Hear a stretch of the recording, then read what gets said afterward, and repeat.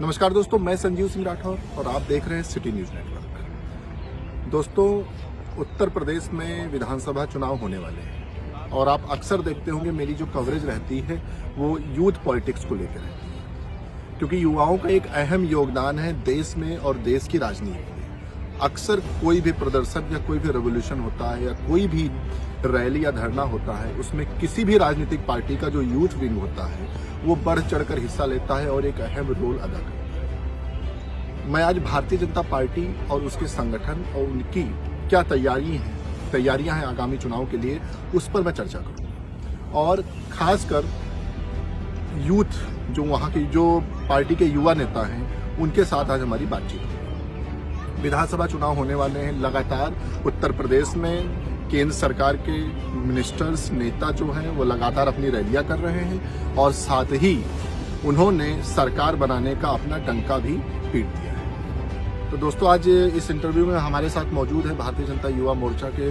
पूर्व क्षेत्रीय मंत्री गोरखपुर क्षेत्र के आशुतोष सिंह जी, जो वर्तमान में गोरखपुर क्षेत्र से क्षेत्रीय कार्य समिति सदस्य हैं। और आज हम इनसे आगामी विधानसभा चुनाव के बारे में बात करेंगे कि किस प्रकार से युवाओं को मौका मिलेगा चुनाव में, और बहुत सारे महत्वपूर्ण मुद्दे हैं जिनको हम आज आपके बीच में शेयर करेंगे। मैं आपका परिचय करवाना चाहूँगा। हमारे साथ आशुतोष जी हैं। उत्तर प्रदेश में युवाओं के एक बड़े नेता भी हैं, जिनके पास उत्तर प्रदेश में एक अपना अलग जनाधार है, जिनके फॉलोअर्स हैं। आशुतोष जी, हमारे वीडियो में आपका बहुत बहुत स्वागत है। हमारा सबसे पहला सवाल आपसे यही है कि उत्तर प्रदेश में चुनावी डंका बज चुका है विधानसभा चुनाव का।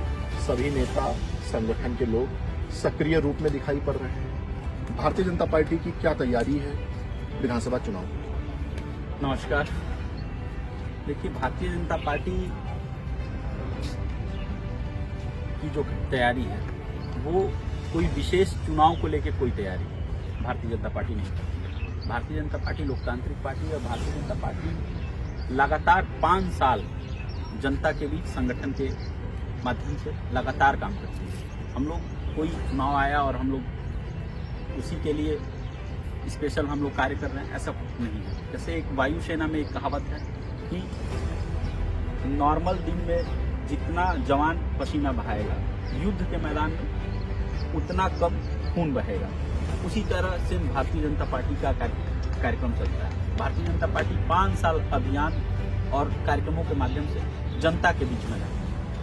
अभी सबसे बड़ा उदाहरण आपको कोरोना में जो वैश्विक महामारी थी, पूरा विश्व परेशान था और आपने देखा होगा कि भारतीय जनता पार्टी सरकार के अलावा भारतीय जनता पार्टी का एक कार्यकर्ता जिस प्रकार से जनता के बीच में लगातार अपना सेवा भाव से सेवा कर रहा है। जहां माँ बेटे को नहीं बाहर निकलने दे रही थी, वहीं भारतीय जनता पार्टी का माँ भारती का लाल अपने जनता के बीच, अपने लोगों के बीच सेवा भाव में लगा हुआ था। और इस संगठन के द्वारा कोई आपको बाहर दिखा नहीं होगा जो कोरोना कार्यकाल में सेवा के भाव से बाहर निकला। उत्तर प्रदेश में रैलियों का दौर चल रहा है। जितनी भी राजनीतिक पार्टियां हैं अपने अपने तरीके से रैलियां कर रही हैं, चाहे सपा हो, चाहे बसपा हो, चाहे भारतीय जनता पार्टी हो, चाहे ओम प्रकाश राजभर हो, लगातार वो अपने सरकार बनाने का दावा कर रहे हैं। कल एक्सप्रेसवे का उद्घाटन हुआ और मुख्यमंत्री जी ने और प्रधानमंत्री जी ने वहाँ पे उद्घाटन किया उसका। सपा का कहना है कि शिलान्यास हमने किया था और भारतीय जनता पार्टी जो है वो फीता काटने वाली सरकार है, इन्होंने कोई काम नहीं किया, ये सिर्फ हमारे द्वारा जो भी शिलान्यास से काम किए गए थे उसका ये अपनी सरकार में उसको विकास के रूप में जोड़ रहे हैं। क्या कहेंगे? देखिए, समाजवादी पार्टी का जो एजेंडा है वो 5 साल में जनता ने उनको अपना जो जनाधार था, 5 साल सरकार 12 से लेकर 17 तक समाजवादी पार्टी ने सरकार चलाया और जनता ने उनको जनादेश के रूप में 40, 42, 45 सीट देकर उनको उनके काम का हिसाब किया। हमने 17 के बाद 19 भी लड़ा और अब 22 भी लड़ने जा रहे हैं। जनता को बताने की जरूरत नहीं कि आपने क्या किया और कितना किया, जनता सब जानती है। और जनता जब पूर्वांचल एक्सप्रेसवे माननीय अखिलेश जी यादव ने शिलान्यास किया, काम किया, तो मैं अभी कल अपने सोशल मीडिया के माध्यम से उनसे मैंने मांगा कि 100 मीटर का भी रोड अगर पूर्वांचल एक्सप्रेस वे उन्होंने बनवाया तो उसका वो फोटो जारी करें, वो अपना बताएं।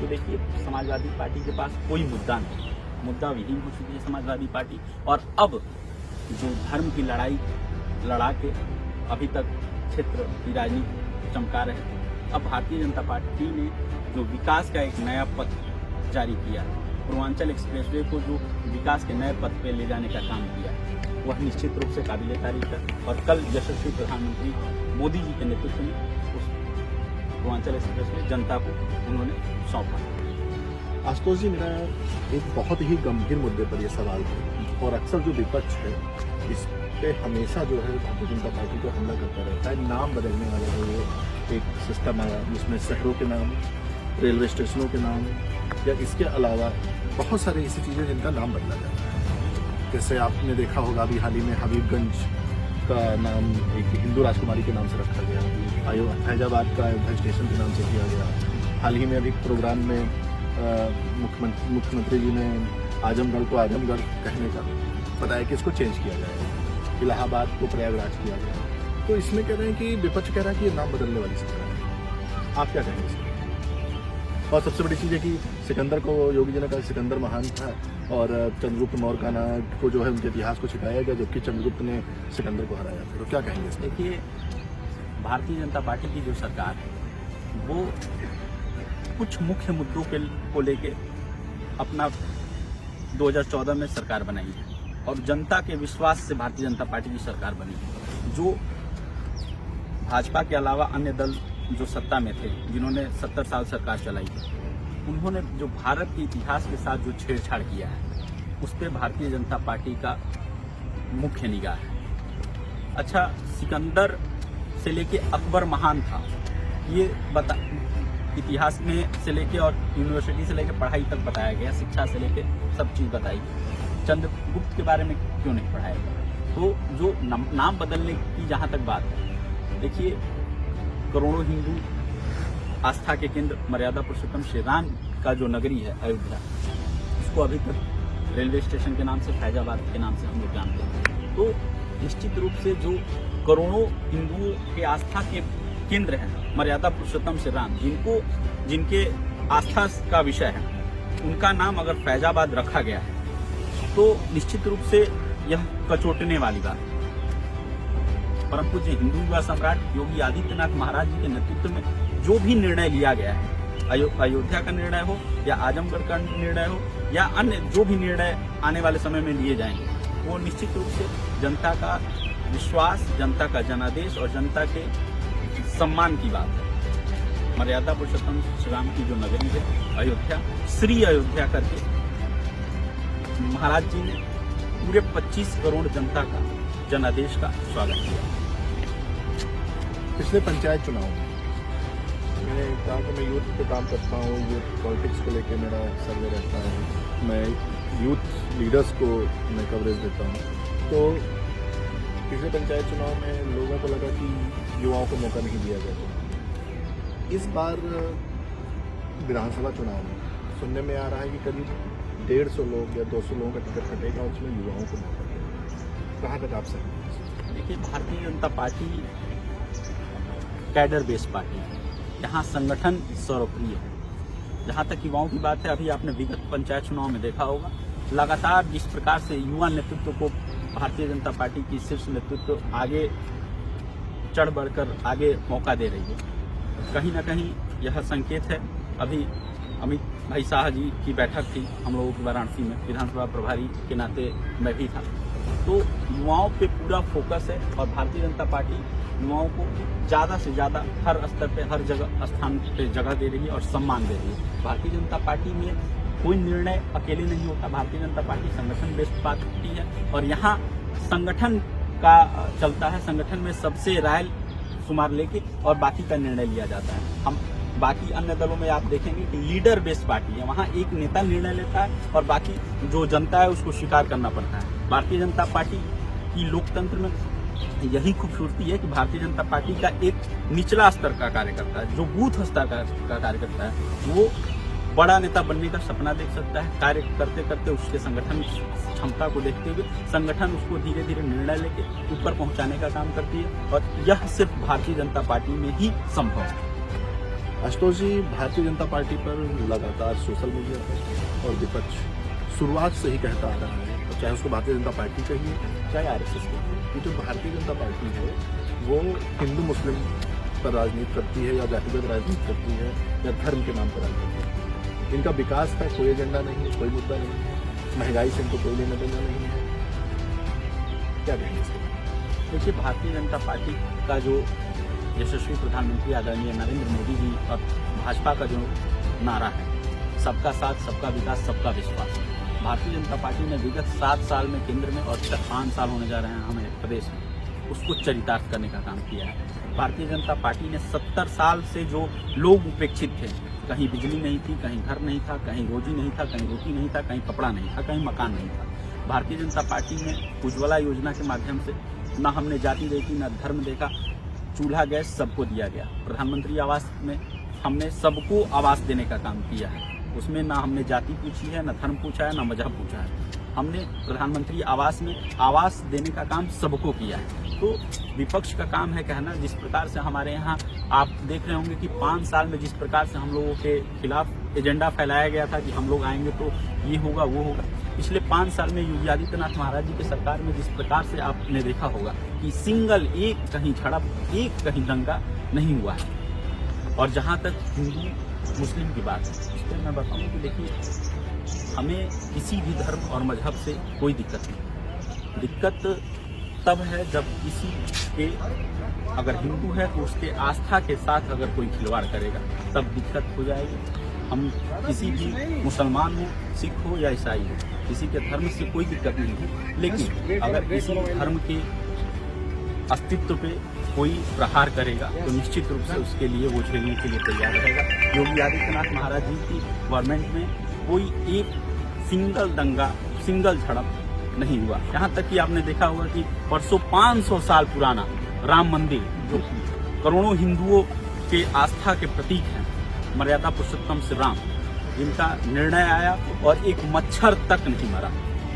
70 साल से लंबित मामला था 370 का, और वहाँ एक झड़प तक नहीं होती थी। जो कश्मीर में पत्थरबाजी होती थी, उस कश्मीर में जवानों के लिए पुष्प वर्षा हो रही थी। तो निश्चित रूप से भारतीय जनता पार्टी के एजेंडे बोलने और करने और सरकार चलाने में कहीं आप अंतर नहीं पाएंगे। यह सबका साथ, सबका विकास और सबका विश्वास की पार्टी है। आशुतोष जी, एक सवाल मेरा आपसे है, अंतिम सवाल, इसके बाद मैं इंटरव्यू खत्म करूँगा। जनता महंगाई से बहुत परेशान है, पेट्रोल डीजल के रेट से, किराना का सामान महंगा हो गया, सरसों का तेल महंगा हो गया। और भाजपा जब आई थी तो यही कही थी, ना उगाही, ना गुंडाई, ना भ्रष्टाचार, ना महंगाई।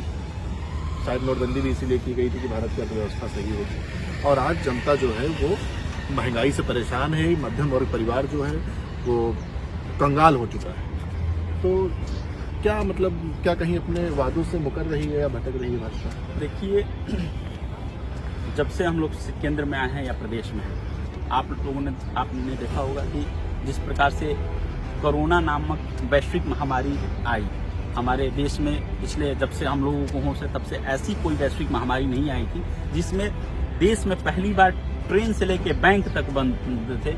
आम जनमानस के लिए सुविधाओं को जिस प्रकार से योगी सरकार और मोदी सरकार ने आम जनमानस की चिंता करते हुए लगातार लॉकडाउन में आम जनता को सुविधा देने का कार्य किया है, वह निश्चित रूप से प्रशंसनीय योग्य है और जनता ने इसको स्वीकार किया है। रही बात महंगाई की, तो जो कोरोना वैश्विक महामारी में जिस प्रकार से अर्थव्यवस्था पे जो आंच आई है, जो दरार आई है, उसको लेके धीरे धीरे सरकार काम कर रही है। एक चीज और देखिए, जो अभी हम लोग जब 2014 में सरकार में आए थे और यशस्वी प्रधानमंत्री आदरणीय नरेंद्र मोदी जी, जो इस समय वर्तमान में देश के सबसे ताकतवर नेता के रूप में भारत का एक छवि निकालने का काम किया है। जब 14 में हम सरकार में आए थे तो बैठने के बाद जो सैन्य शक्ति थी हमारी, वो जिस प्रकार से अब हम लोग खत्म होने के कगार पे थे। सैन्य शक्ति में जिस प्रकार से हम लोगों ने आधुनिक हथियारों से लैस, राफेल से लेकर तमाम आधुनिक हथियारों से लैस हमने देश के सैन्य सुरक्षा को मजबूती प्रदान की है। और अभी हमें देश में जो आए दिन पाकिस्तान से लेके अन्य कोई भी देश हम लोगों को जिस प्रकार से हमारे जवानों पे पथराव से लेके और तमाम चीजें करती थी, आज किसी भी देश की हिम्मत नहीं है या भारत देश के जवानों पे कोई एक आंख तक दिखा पाता है। 2014 के पहले आप देखते थे कि हर तीसरे दिन कोई जवान का सर काट के ले जा रहा है, कोई तमाम चीजें थी। तो ये निश्चित रूप से कहीं ना कहीं सैन्य शक्ति को भी मजबूत किया गया है। और अगर जिस राष्ट्र में प्रधानमंत्री नरेंद्र मोदी जैसा प्रधान सेवक हो, उस देश का छाती 56 इंच का होना चाहिए। और यह पूरा देश इस समय नरेंद्र मोदी जी के साथ है, इसमें कहीं दो राय नहीं। तो दोस्तों, आज हमारे साथ में भारतीय जनता युवा मोर्चा के युवा नेता, जो पूर्व क्षेत्रीय मंत्री रह चुके हैं गोरखपुर क्षेत्र के, और वर्तमान में वो क्षेत्रीय कार्य समिति सदस्य हैं, आशुतोष सिंह जी, जिनसे आज हमने बात की आगामी यूपी इलेक्शन 2022 के बारे में कि किस प्रकार से भारतीय जनता पार्टी चुनाव लड़ेगी, किन किन मुद्दों पे चुनाव लड़ेगी। और चूंकि वो युवा मोर्चा से हैं, एक युवा नेता हैं, तो युवाओं को किस प्रकार से टिकट दिया जाएगा आगामी विधानसभा चुनाव में। महंगाई को लेकर हमने बात की और किस प्रकार से विपक्ष हमला कर रहा है, किस किस प्रकार से वो भाजपा पे हमले कर रहा है, उसका इन्होंने इस वीडियो के माध्यम से, इस इंटरव्यू के माध्यम से उन लोगों को जवाब दिया है। आशुतोष जी, हमसे बात करने के लिए आपका बहुत बहुत धन्यवाद। बहुत बहुत धन्यवाद। बहुत बहुत आप देखते रहिए सिटी न्यूज़।